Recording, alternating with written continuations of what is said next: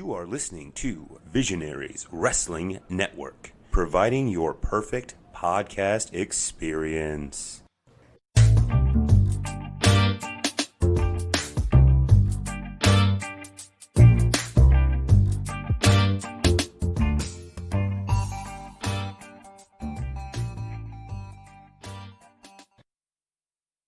Do the rest from memory. Oh, good. I got that on the record. You don't know what's going on. You're going to do it from memory. Great. That can be the cold No, opening. I only have 2, 3, 4 matches. 4 5. matches. Yep, I have That's 3 cool. matches written down, but I know 4 matches. Okay. Yes. All right. That'll do. All right. Yep. This is the VCW review of the Liberty Lottery from July 26th from the Masonic Temple in Norfolk, Virginia. We had a long day for this one. I knew Benjamin Banks was going to be there, and they were going to fight for the tag team titles against the Hellcats, so we really wanted to go down and see that. And also, we wanted to see the Liberty Lottery, because we'd talked about it before, but we'd never actually seen it. Now, the editing duty on this one might be kind of interesting. I'm going to do the editing for this one, Mason. We have 2 interviews with Benjamin Banks from last year. And I know we talked about the Liberty Lottery, because we didn't know what it was. We asked him to explain it. So I'm going to go back and find those clips, and then I'm going to insert them at like relevant places. Or depending on how the interview goes, I might just put it right at the end of the review, so you can hear a little bit about it. So I'm going to go back and research those and Dad? re-listen to them. Yes. Maybe we can put the matches in the right order. Well, hopefully we can it's put them in the right order. So it's like him announcing them, and here I'm in the right order. I'm hoping they're going to be in the right order. Yes, we'll have to see. So, this day started early. We got up at 5:30 a.m. I woke you guys up. I was actually up at 5 because I was starting to get things ready. And the reason we went so early, we figured rather than just go down to Norfolk, because you know also later in the day, traffic's going to be really bad as well, we would get there early and we'd actually spend some time at the beach. Now, as we got to Virginia Beach, we actually saw a big sort of statue and sort of something in the grass on a hill. So we went back to look at the park. You mean the picture? Yeah, we went back to look at that. It mentioned the fact about Virginia Beach Strong, and there was a really cool playground. You want to talk about the playground, Jay? Yes. So there's stuff that Mason could do, and I climbed all the way to the top of a big rock. Even Mason. Yeah, it was like a rock. It was like rock climbing, and it was all spongy on the ground. So if you did fall, it was nice and soft to land on. There was a lot of things. Often the playgrounds now they're better for you, and sometimes there's stuff that Mason can't do. But even Mason had found things at this one. We played at like three different playgrounds in Norfolk. Mm-hmm. Yeah, you guys got to do a lot of different stuff. So we did that. We stopped there for a little while. We then headed to Virginia Beach, and we didn't have swimsuits or anything, but we had like shorts on, so we could take our shoes off and we could sort of walk on the beach and let the water splash onto us. And Jackson got a little wet. And one of the waves went up to the top of the legs of my pants. Yeah. We kind of didn't think about that. I was thinking about where it was for me, but forgetting Jackson's much shorter. And yeah, I survived, but yeah, you got very wet. I got wet too. It was really hot, so we dried off pretty quickly.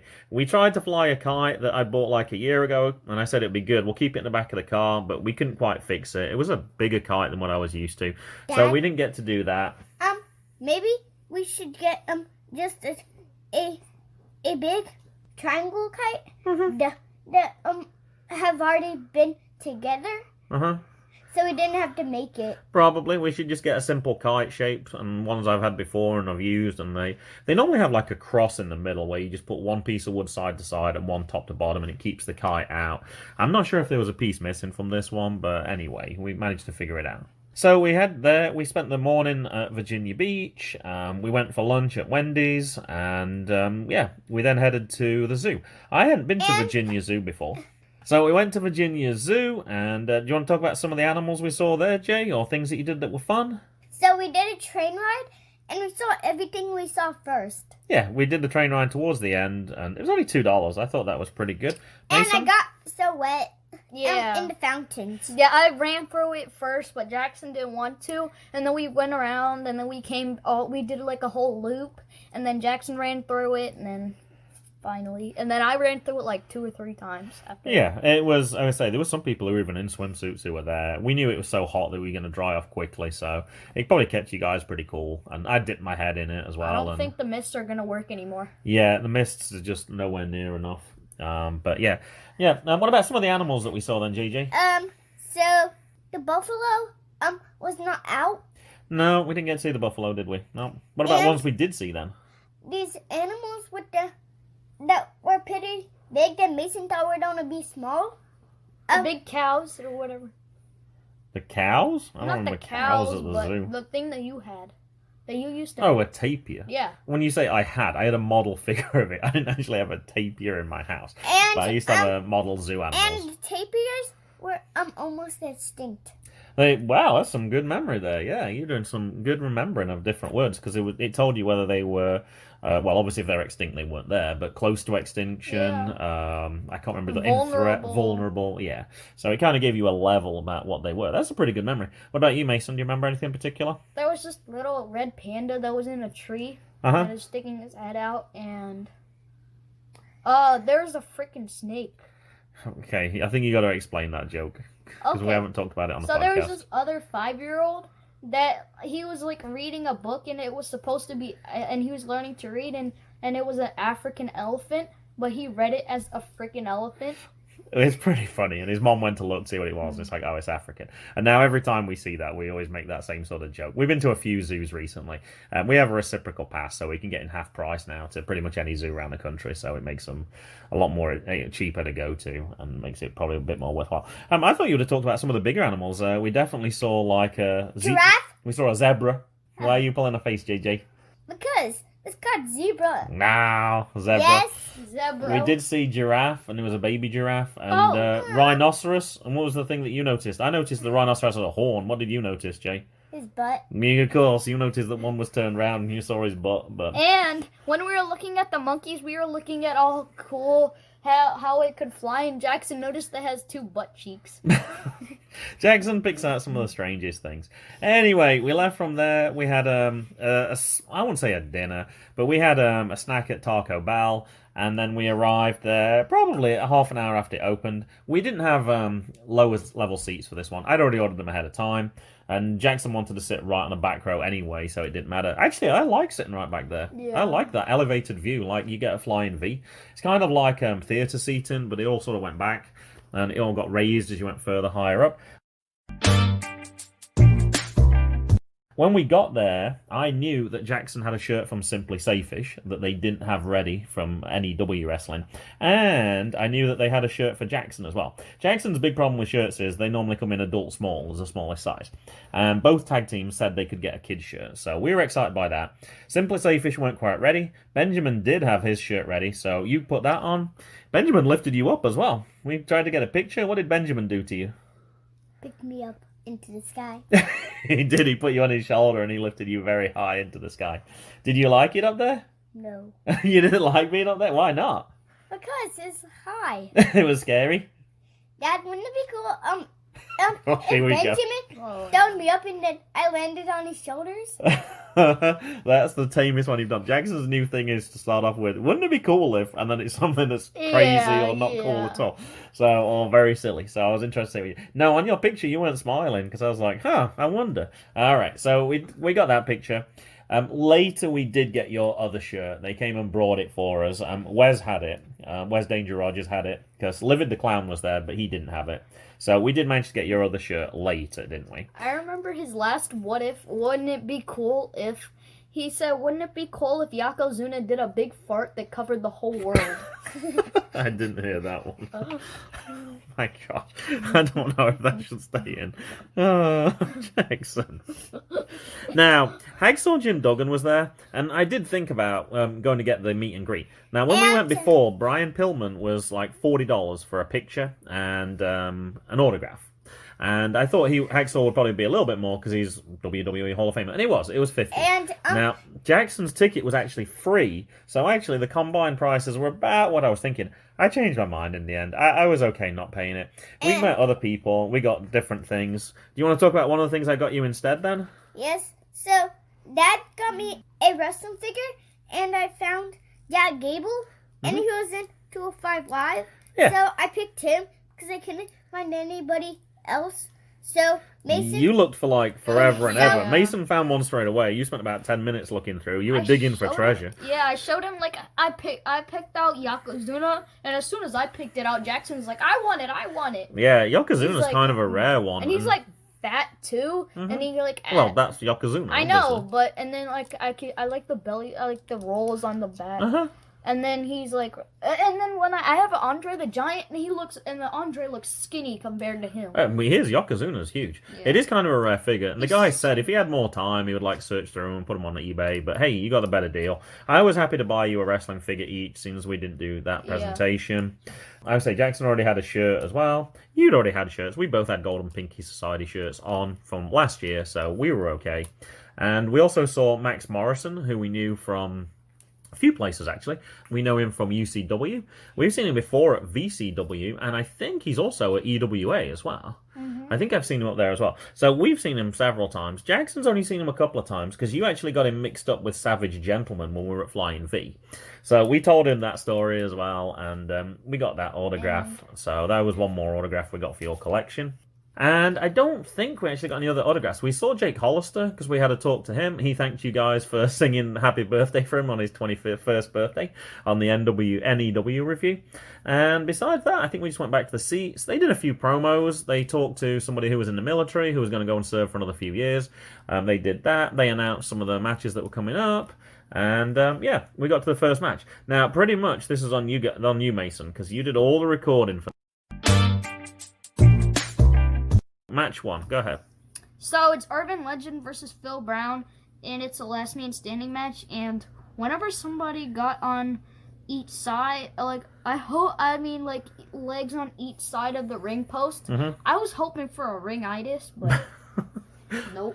Gallows and Anderson. Yep. Gallows and Anderson are now the tag team champions. They are. They just, as we're recording this, they actually just won this week. So this is like a week and a half before SummerSlam.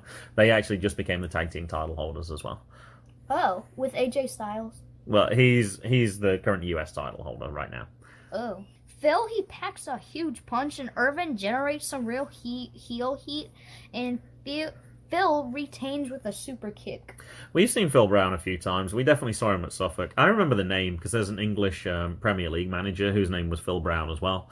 Nothing like this Phil Brown at all, but the name always sticks with me. So I know I've seen him. So it was a big mismatch in terms of weight. I think Phil Brown was listed at like 260 and the other guy was listed at like 195. But I thought it was an entertaining match. I just saw actually VCU just posted this match on YouTube. VCW? Sorry, VC. Yeah, I keep saying that. VCU's the university down in Richmond. That's why I kind of make that connection.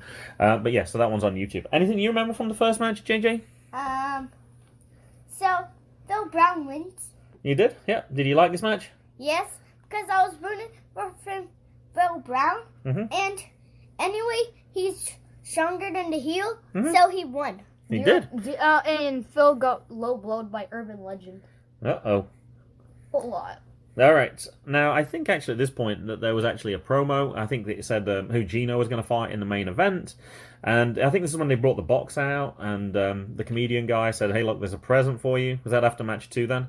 Yeah. Okay, well, I can talk about it now. I didn't like that segment at all. It didn't seem to add anything. Basically, when he went to open the present, the other guy just attacked him from behind, which is basically what Gino said was going to happen. Yeah, it didn't add much to the event for me. I would have rather than just announced who was coming up, Gino and something, but it just seemed a little too long. It felt like about 10 minutes, and I was like, come on, let's speed this up a little bit. All right, what was match 2 then, Mason? So, Ken Dixon versus Colby Corino. I thought you were going to say Colby Durst for a minute. Now, Colby Corino, you guys forgot this. He was in the Ugly Ducklings, the original Ugly Ducklings. So, I know he's become a father in the last few weeks as well, because they've called him like Papa Duckling and things like that. So, I know Colby from that. Colby was he on NXT or was he on WWE? I know he was in some sort of, he was a squash match. He was a jobber. But I know he was on that because his hair got dyed all blonde. Yeah, I remember that. I think he was on Ring of Honor for like, as like a real wrestler, not like a jobber. Yeah, that's certainly quite possible as well. I don't know Colby Corino as well as some other wrestlers, and certainly if it's Ring of Honor, we don't know as well. Ken Dixon, we've seen multiple times as well. I wonder if he has any relation to Steve Corino. Don't know.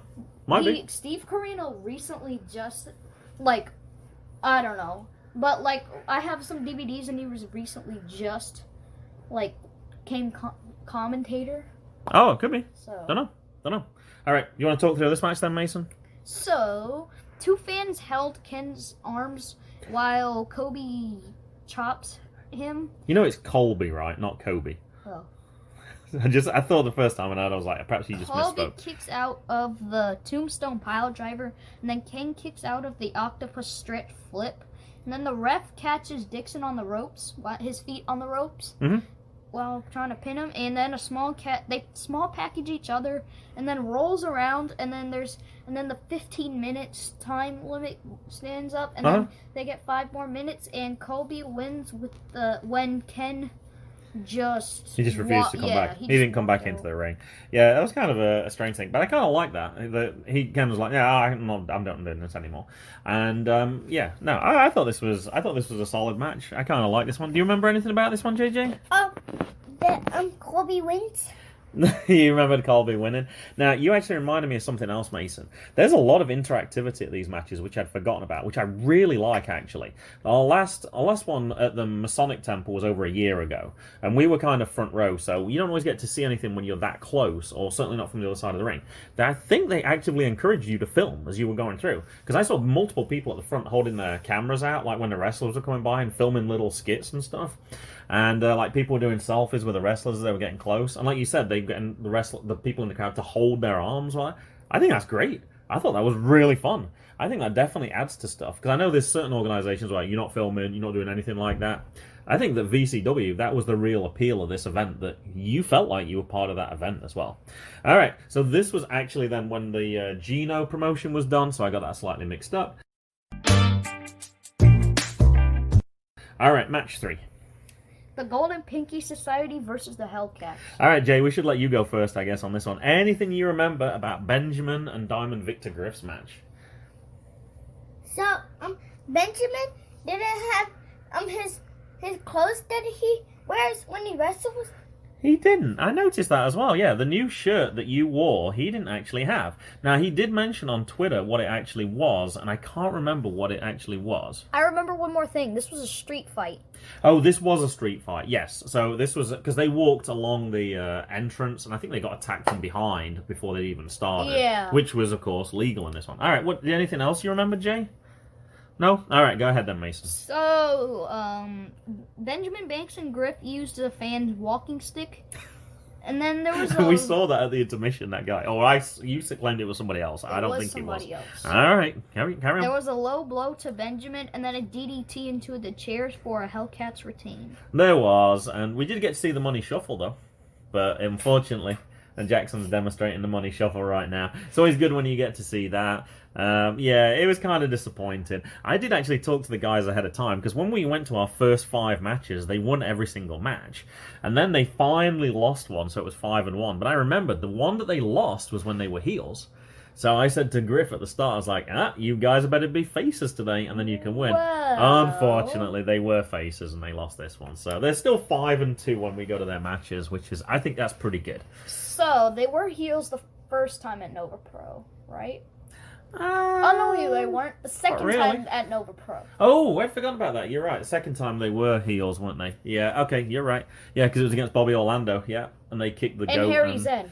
Yeah, And yeah. You're right. That second time they were heels. I'd forgotten about that part. And, I think that led into the... Did this lead into the intermission? Lottery. This led into the intermission. Now, at that point, we went and took some of our stuff outside. We'd already got Jay's new shirt. He already had 2 different shirts. The one he was wearing before he got there, Benjamin's new shirt. So we took all that stuff outside because we didn't want to get anything creased. We came back. We got a few snacks. We got JJ some pizza because he wanted some pizza. We got Mason some popcorn. Unlimited and then popcorn? we went back. I heard somebody say that. It was only like a small cup. I think it was $1, and I think somebody said you can get more if you want to. But you said you weren't hungry anyway, so I didn't worry about that. And we went back, and we actually thought that they would do the Colby Corino match first and then end with a Liberty Lottery. Thankfully, they switched it because it was kind of getting a little late for all of us, really, because we had a long day. They actually did the Liberty Lottery first, and we'd already changed Jackson into his Simply Safest shirt because we knew that Livid was going to be in it and Wes Danger Rogers. What were you going to say, JJ?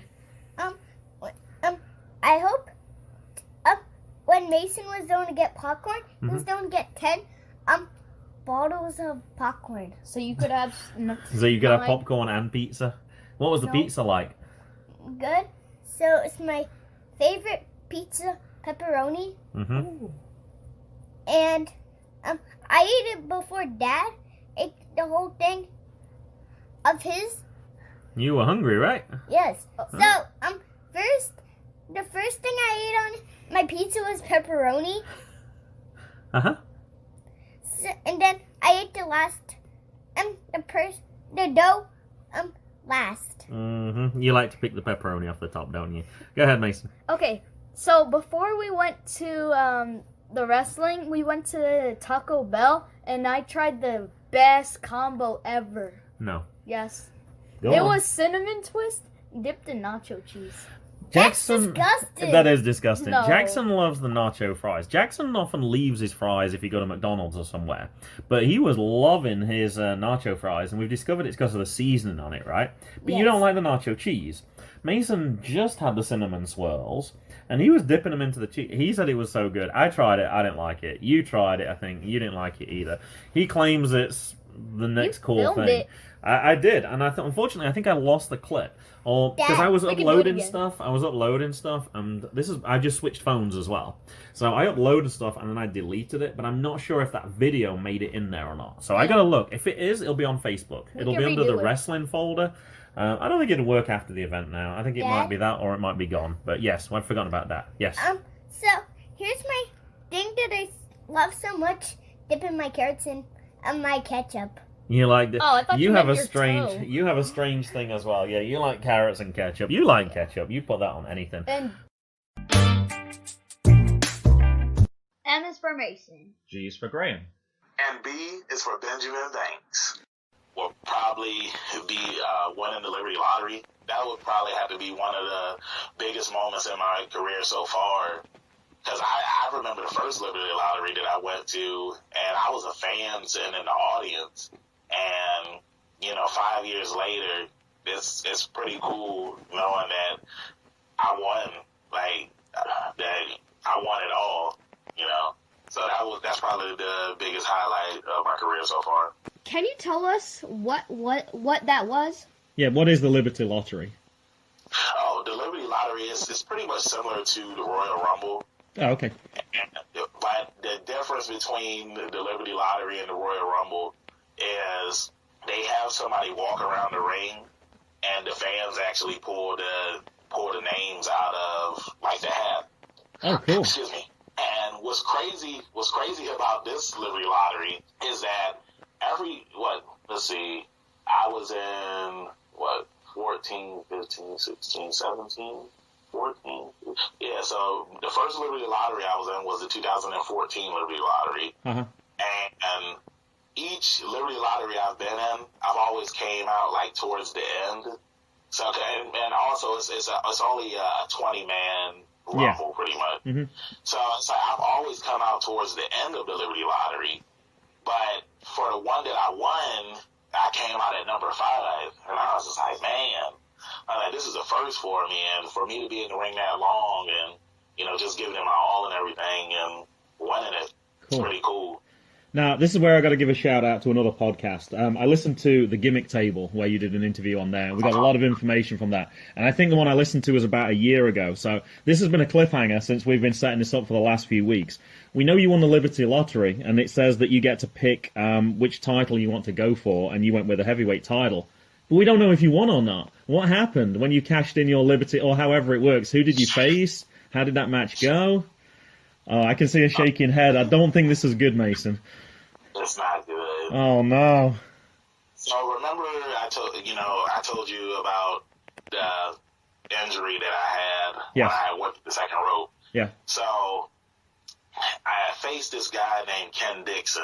I know Ken Dixon. We know Ken. Yeah. I know we've seen him at Nova Pro, and I think we've seen him at MCW as well, but we do know who Ken Dixon is, definitely. So I had a match against him at VCW because he won the Let's Cup. Uh-huh. He won the final Let's Cup. He had been disrespectful to, what the Let's Cup meant, and just disrespecting the trophy and everything like that. So I challenged him to a match. Yeah. And he told me that he would only wrestle me if I put my Liberty Lottery contract up for grabs. And pretty much because of that injury that I had, he was pretty much attacking my head the whole match, and pretty much he won by knockout. Because it's like, yeah, I got knocked out, and so yeah, he took my Liberty Lottery winning from me. But at the end of the day, I was happy because he ended up he used the Liberty Lottery winning the contract against a guy named Gino, and he lost. So at least he didn't win anything. I mean, he did win the lottery from me, but there's always next year. Always next year. Go ahead, Mason. Well, not next year, but this year. So.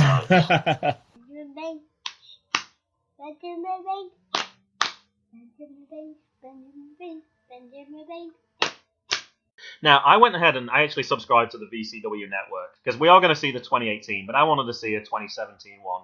And particularly, and as I knew you won this as well, I wanted to see what it was like. Now, actually, at the start, it was the I don't know who the two people were who were doing the commentary because I'm not familiar with that setup right now. But it actually had that headline. It said, "Don't ask him if wrestling is fake." So you actually made the first scene actually on the pay-per-view, as it were. And the commentator actually referred to you as a choke artist as well. So I'm guessing you were a heel at that point, but you didn't have a good reputation going in, that's for sure. Now, once the match had started, the thing that I noticed was, and I don't know the person's name, and you might be able to help me on this, Sean Studd, who we talked about earlier, he was really dominant. He was taking out a lot of people, but he had his teammate with him as well, or somebody who was helping him. So I guess one of my questions was, alliances, they've got to be pretty important in things like that, right? It was important for them. It's important for you and Victor Griff as well, right? Yes, they are. Now, the thing that surprised me about this one was actually it looked like, for all intents and purposes, that Sean Studd and his partner were going to get down to the last two, probably with you. And then he turned on his teammate, and he actually threw him over the top rope. And his teammate was not very happy about this at all, and actually went back in and actually dragged Sean Studd over the top rope, which left it with only about 5 people. And for me, it was pretty plain sailing for you there. Now, I actually thought about it at this point. There's only about 5 people left.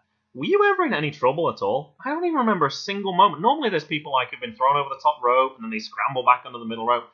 Were you in any trouble at all in this whole tournament? Because I don't remember a single instance. Honestly, I wasn't, and that was really surprising to me because usually in battle royals, it's like you always try to go after the biggest person in there. Yeah. And I'm assuming that because there was so many big guys in the battle royal, I guess like the smaller guys were just trying to just fend for themselves.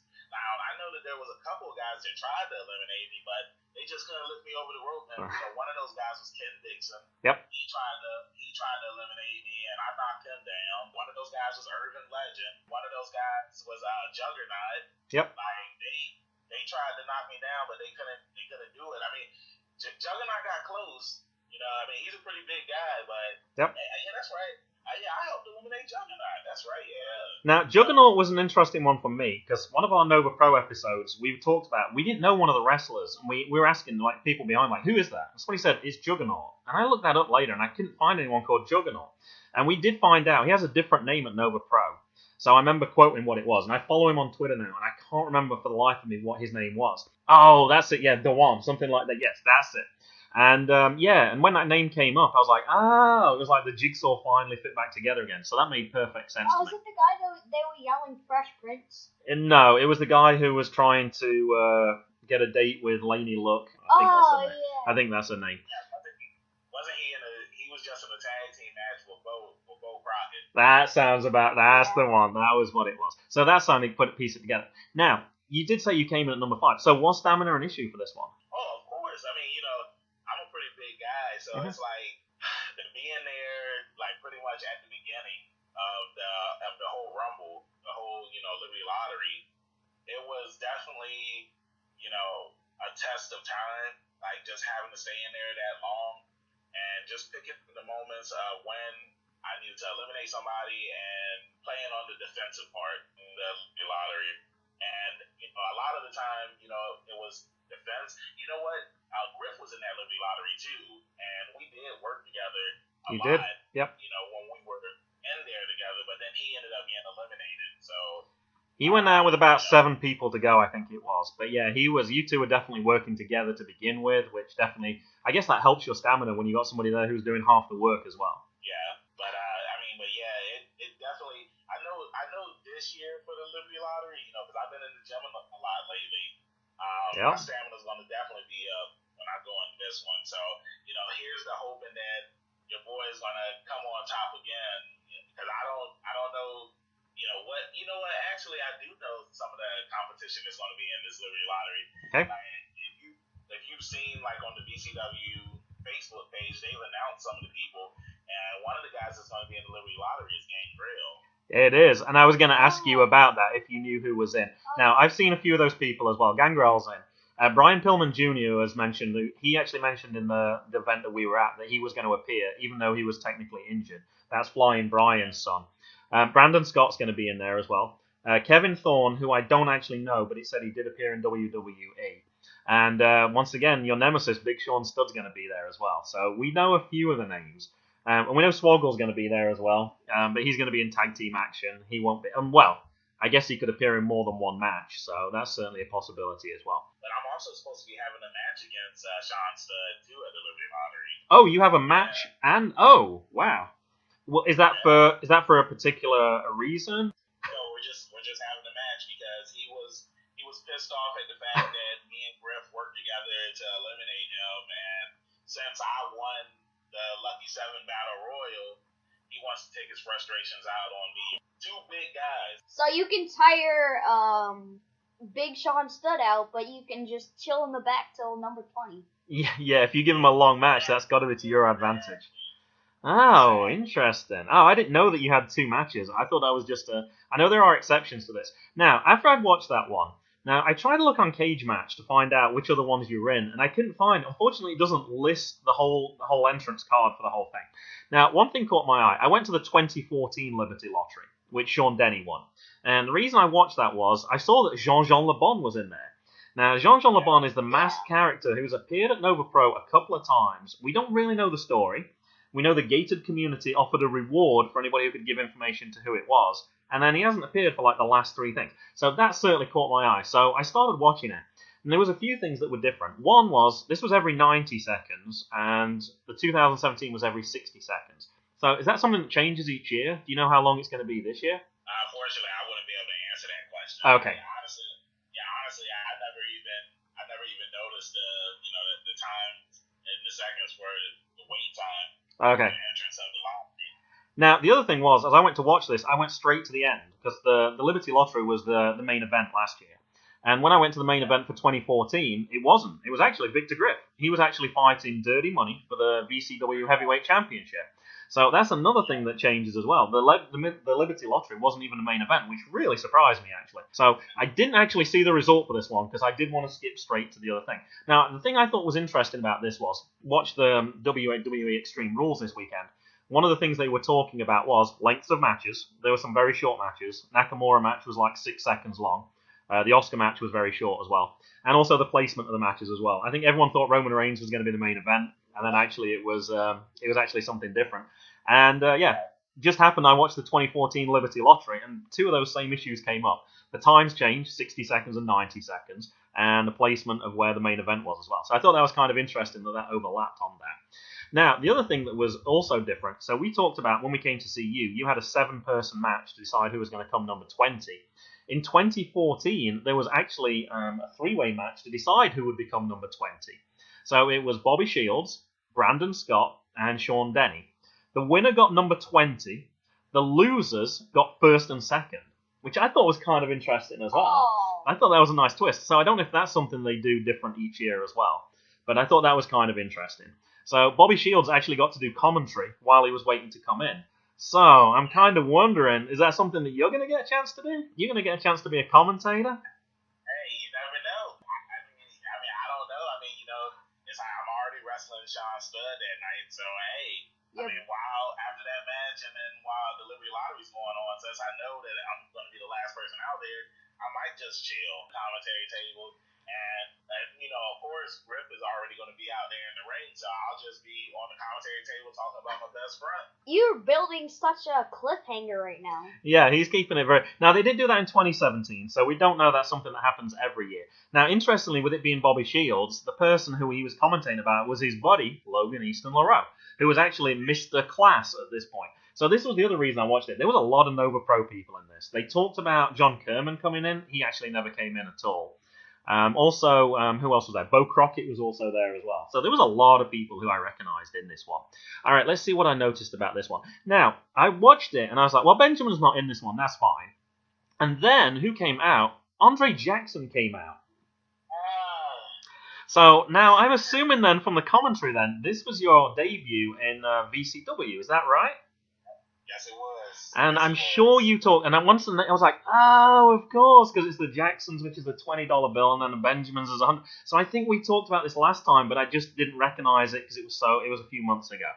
And the commentator said, I think this is the debut for this person, and there was a lot of speculating as to who you were. And what can you remember about that entrance? I was pretty hyped. Mm-hmm. It was my debut at VCW. Yep. When I first started my wrestling career, the second indie wrestling show that I had went to was a VCW show. So for me to finally make my debut for the company, it was really cool. And then for the response that I got from the crowd when I came out there, like that was pretty cool as well. And it's like there were so many fans that were surprised to see me come out there. And another thing that was kind of cool about this was the girl that I was dating at the time. She always came to the wrestling shows that I went to, but for this particular show, she wasn't there with me. So it's kind of like, if she was there, people would have known that, oh, okay, yeah, like he's gonna be wrestling tonight. But because she wasn't there, it was even more of a surprise. Now, you actually made it to the last 4 people, as far as I can tell. We always have a little quiz on our podcast, and we actually didn't do one this time because we actually did a prediction show. So here's your quiz, Benjamin. Can you remember either of the 2 people who eliminated you on your debut? And it took 2 people. I remember the 2 people very well. Okay. It was Shorty Smalls. Yes. And Asami. It was. Yeah, Shorty Smalls is in Nova Pro. He is. We've seen him in Nova Pro as well. Now, also, the one that was really funny for me as well, number 20th entry was Bobby Shields, who, like I said, had been on commentary the whole time, was showing off, was talking about Logan East on the road. He when he came in at 20, he walked straight into the ring. 2 people grabbed him, ran into the opposite side of the ring, and threw him straight over the top rope. The commentary team said it was the quickest elimination in VCW Liberty Lottery history. It was probably shorter than the Nakamura. It must have been like 5 seconds in total. Of course, he was very upset by that as well. Now, have you been in any other Liberty Lotteries then? Because, like I say, I have the VCW package, but I couldn't find out which ones you were going to be in. Yeah, I was in the 15, I was in the 16, okay. And I won 17. And like I said, too, do you remember what number I came out in the first one? Wasn't it like 14? It was towards the end, yeah. There wasn't many people left. I don't have the exact number, but yeah, 14 sounds about right. Yeah, and that's what I was saying earlier, is like every Liberty Lottery that I've been in, I've always come out like towards the end. So the 2015 Liberty Lottery, I came out, I think I was number 16, either 16 or 17 in that one. And then in the 2016 one, I want to say I came out at number 15, and then, of course, last year I came out at number 5, so I was just like, oh, like, for real? Like what fan pulled my name out? All right, talk us through the 2019 Liberty Lottery, Mason, because you said you weren't writing stuff down for this, or you weren't writing everything down. Nothing. So let's see. One thing. You wrote one thing, okay. Yeah. So give us your review of an event that went on for like 45 minutes. I can memorize it though. Okay. Jackson sits there with the Simply Safest shirt and a livid mask. So you're going straight to the 19th and 20th person then? No. Oh, okay, all right. Jackson sits there with the livid shirt and a livid mask, chanting "Let's go, Timmy." And Timmy is Timmy Danger, who was the last person who was in. He was part of the Sanctuary as well, so yeah, he was rooting for the people in the Sanctuary as well. So, But you said that's your new favourite tag team, I think, right? yes. Now, I don't remember all the people. I know Max Morrison came in pretty early. I think the first person who was in was Brandon Scott, who you actually got his autograph at the last event. I think he was the heavyweight champion at that time. He lasted a little while. Max Morrison came in, so we were rooting for him as we had his autograph today. Also, Joe King was there, who we know. And it wasn't Tremor, it was Demented Brad, because that's his handle on Twitter, I think. So he came in with a different character. So people started to team up a little bit. And actually, Max Morrison lasted a long time. And then around 14, that's when the members of his tag team came in. The Sanctuary. The Sanctuary. And they came in like 14, 15, 16. So they're like all together.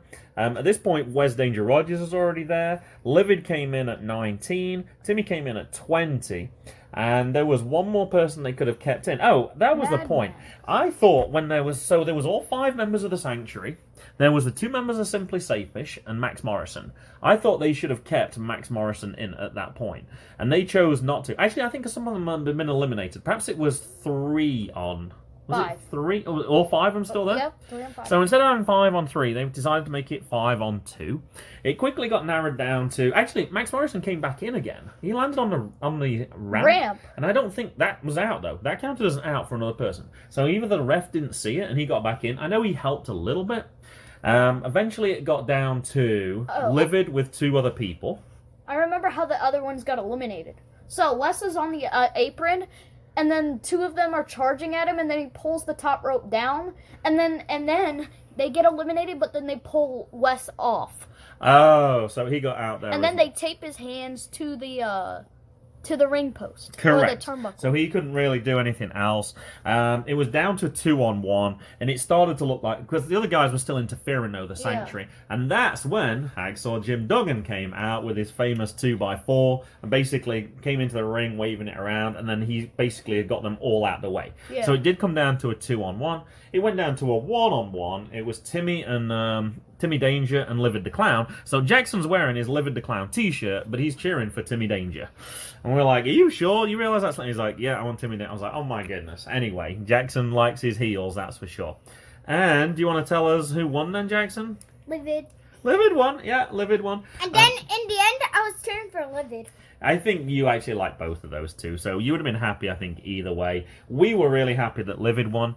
He now gets to pick what's going to happen. I assume he's going to pick a tag team match. Yeah, he did. And we kind of heard that as we left. We didn't actually stay for the last match. It was 10:05, and I knew that we still had a near 3-hour drive.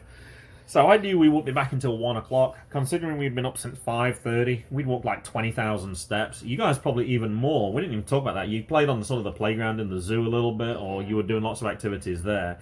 And then after that, we actually went to a playground because we had a little bit of time to fill. And you actually played on that playground for nearly an hour as well before we actually went to the wrestling. So I knew you guys would be tired. I certainly was starting to get a little tired, or I knew I would have been by the time we got home. So yeah, we didn't see the last match. And I was tired at 10 o'clock. I can tell you Gino won.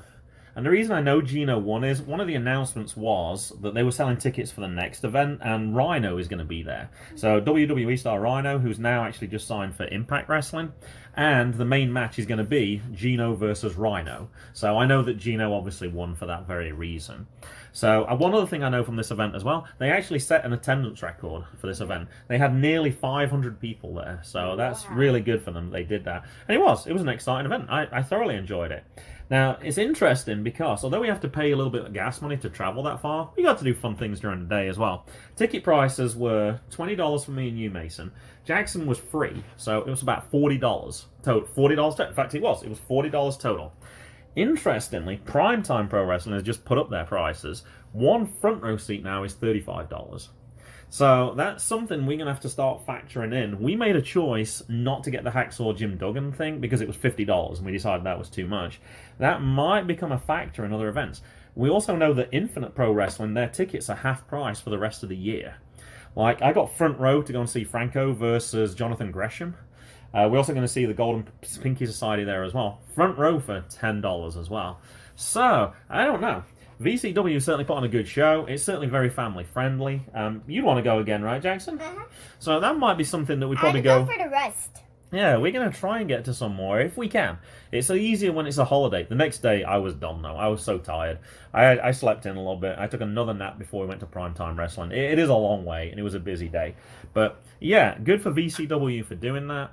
But, yeah, it's certainly, price is definitely becoming a factor, and good for VCW for keeping prices down. We certainly appreciate that. Okay, anything else? We did get, like, GA, right? We got GA, yes. We got general admission. How much is front row then? 25? 25, yeah. Oh, okay. Yeah, so $10 cheaper than currently what that is. But yes, the GA at, well, it depends actually, second row. They do second row and third row prices at Primetime Pro. So admittedly, we were a little further away, but it wasn't like we were a long way away. It's not like when we were at the Capital One Arena and we're on the upper decks. You can still see everything. We could have sat further forward. Jackson just wanted to sit on the back, and it didn't bother me. If it had bothered me, I'd have said, Jackson, let's move forward like 15 rows. Yeah, if it was like it was fine. If it was like a lot of rows, then I wouldn't want to sit back. But so it was perfectly good. But we had a fun time. We said bye to Benjamin as well before we left, and I think that was pretty much it. So if they had 200 rows upper decks, I'd sit at the top deck. You still want to sit on the very back row. Well, you'd be sitting there on your own probably, because I don't think Mason and I would have wanted to sit that far I don't back. think they would fill the arena. Nope. Anything else from you, JJ? Nothing else. All right. Well, I'm glad you got to do this with us, though. That was nice that you got to do this review with us. Bye. It's goodbye from me. And it's goodbye from him. Goodbye.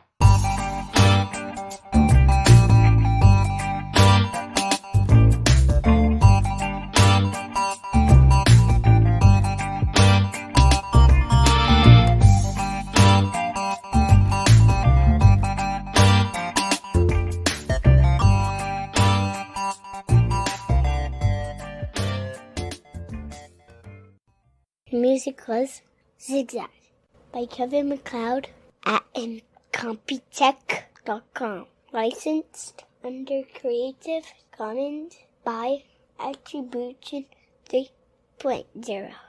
http://creativecommons.org/licenses/by/3.0/ You are listening